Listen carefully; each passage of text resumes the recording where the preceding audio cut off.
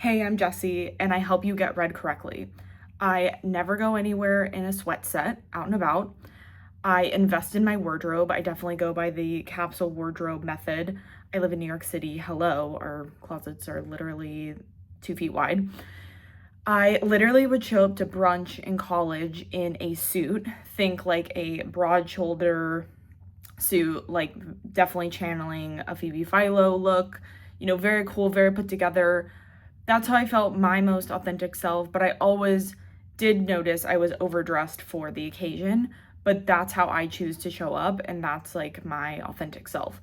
And it's brought me career opportunities. I get automatic respect from people. So I am so passionate about teaching you how to get read correctly so that you can live the life you want to attract. Let me tell you why this matters. I have built my whole career on this understanding. Once, like in the beginning, it was more intuitive, and now I see it so clearly through all the career pivots I've done and I've landed. I have been in New York 5 years, and if I showed you a photo of myself 5 years ago, being read completely differently than now. So I have worked alongside executives who make million to billion dollar decisions for companies, teaching them brand strategy, how to position themselves, the company, and I've sat in boardrooms where I know your appearance and your confidence shows before you even speak a word. I've watched brilliant women get overlooked, including myself, because they didn't understand positioning and how you show up and how to get read correctly. So getting read correctly does not mean you're someone you're not. You don't need to change who you are, actually. You just need to understand how to be in yourself and show up differently, which is probably your more confident, your more clear self. That's what I help women do in their personal brand positioning work in like my advisory section of WWA. So when you get read correctly, everything changes. And again, like I said, if I showed you a photo of me 5 years ago, I looked completely different than I do now. And that was a conscious choice. I'm still myself, I'm still me, but I allowed myself to evolve. And that's what you have to do to get read correctly. I've seen it over and over. The woman who finally invests in that blazer or that piece of jewelry and suddenly gets taken seriously in meetings because that purchase is a reflection of taking herself seriously. And you can't buy that. You cannot buy that feeling. You have to feel it within yourself. The one who stops putting aspiring in her LinkedIn headline and she starts getting callbacks and she starts getting DMs from recruiters instead of her having to chase and find roles and apply and tweak her resume, all the things you've probably done. The woman who shows up prepared and polished and watches opportunities start finding her instead of the other way around. So this is not about being fake. This is literally strategy.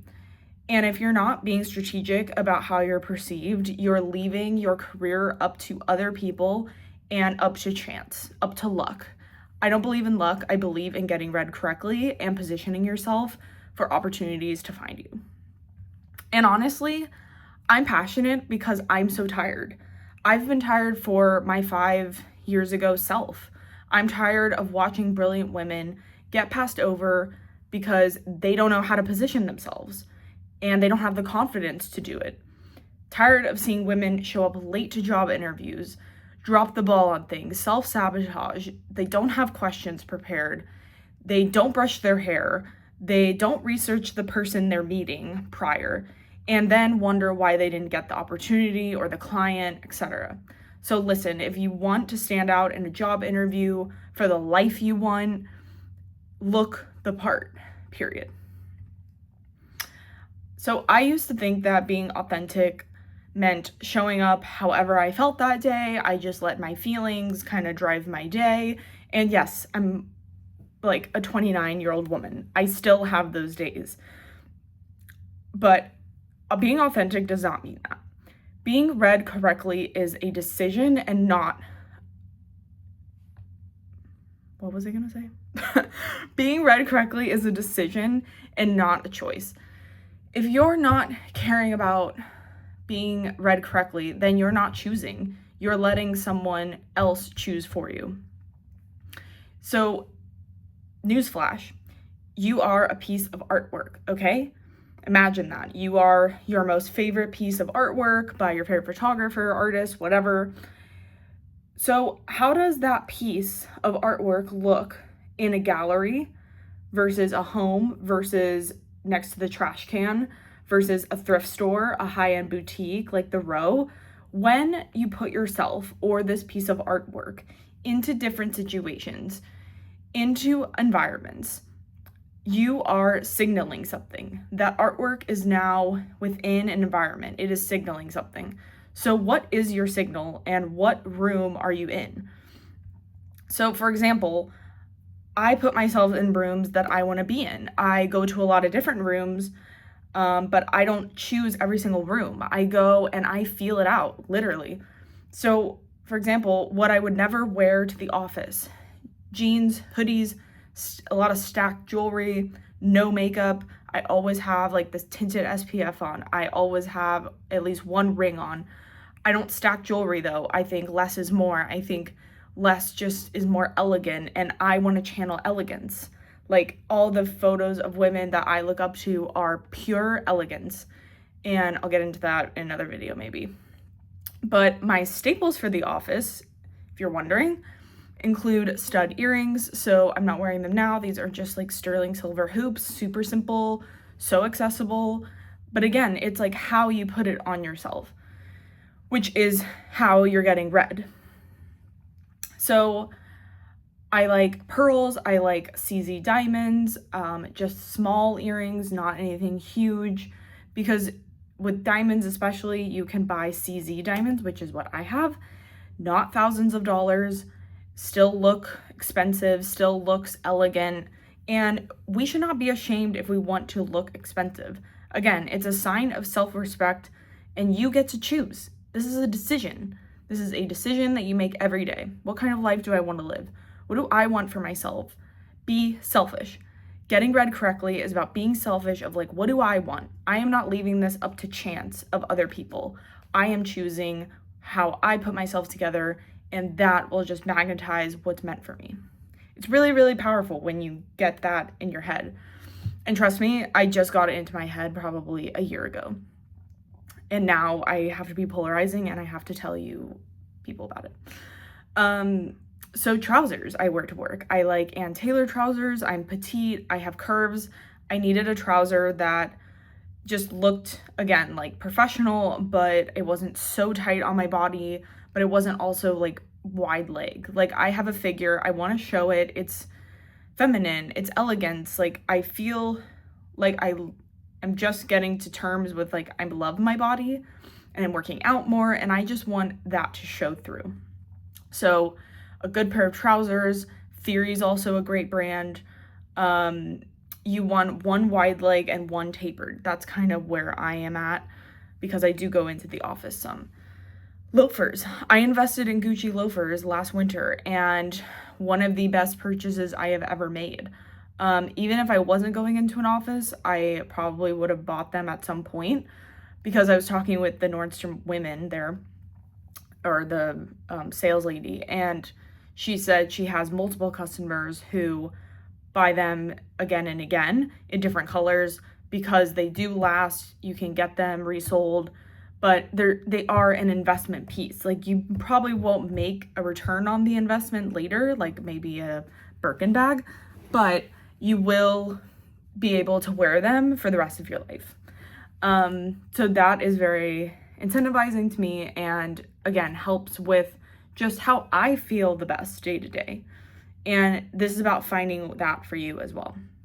But a nice piece of shoe, bag, jewelry is a great place to start. And also, this does not just relate to how you dress. This is related to LinkedIn positioning as well, if we're talking about career. Now, common positioning mistakes on LinkedIn that I see constantly is the word choice of proven, aspiring, thriving, seeking opportunities, all of those words in your headline, immediate no. I'm sorry, but immediate no. When I see it, I have like this in my body because that is not getting read correctly. Imagine you live the rest 10 years of your life with aspiring in your headline. Do you think you're going to get opportunities? No, you're going to get overlooked. That's just how it is. So delete proven, delete aspiring, delete thriving, delete seeking opportunities. Be that already. Like, be the opportunity that someone else is going to find. I'm telling you, like, these words just scream trying to prove something. You're not trying to prove anything anymore. That is not getting read correctly. When you're getting read correctly, you are choosing how you show up. You choose like, okay, I am proven, but that person doesn't need to know I'm proven. I'm just going to get down to what I actually do. Like, I'm a marketing executive, or I'm a senior leader in X, or I am associate level, but at least I'm going to say it. You know, I just think we have too many words going on our profiles, and it's about editing. Another mistake I see is too many job titles in your headline. Instead, if you have 2 different jobs you want to go down and explore, like, okay, opportunities as an executive assistant versus a recruiter, which was me, by the way, like a year and a half ago, 2 years ago. I tried both on, but I didn't do it at the same time.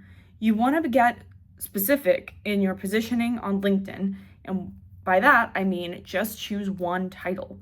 You don't need to choose 2. Choose one, hone in on it, write your bio in that way, write the experience that way, and then go and have conversations with people, go have coffee chats, be like, yeah, I'm looking for roles as a recruitment. Like, tell me about the company and tell me about your day-to-day, and get curious.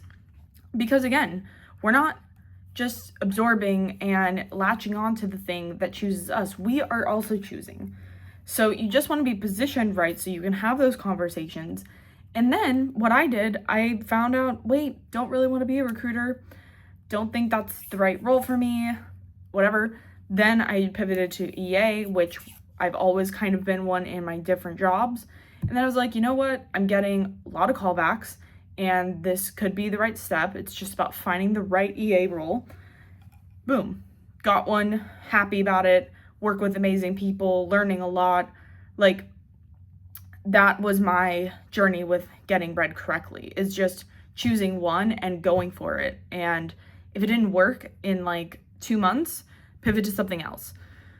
So yeah, I think you just want to position yourself on LinkedIn in a tight way and not in like an open book way. Like, you could be confused about what you want to go into, maybe inside a little bit, but at least on LinkedIn, have a clear point of view and start there, and you can always iterate.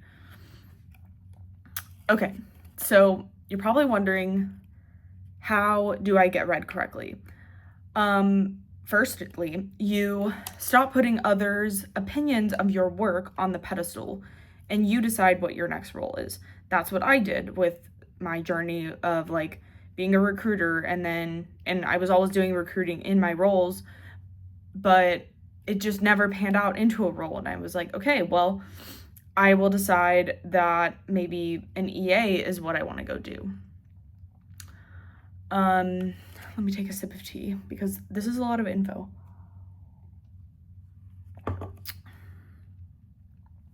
Okay, and getting read correctly isn't about nailing that first job title. It doesn't mean your positioning is off or whatever. It may just not be the title that you need in the end. So then you pivot into another title. Like I was saying, I tried to be a recruiter, and then I came to being an EA. I tried a few job titles on. I had a few conversations, and you know what? I made a relationship with a recruitment agency when I was looking for recruiter jobs.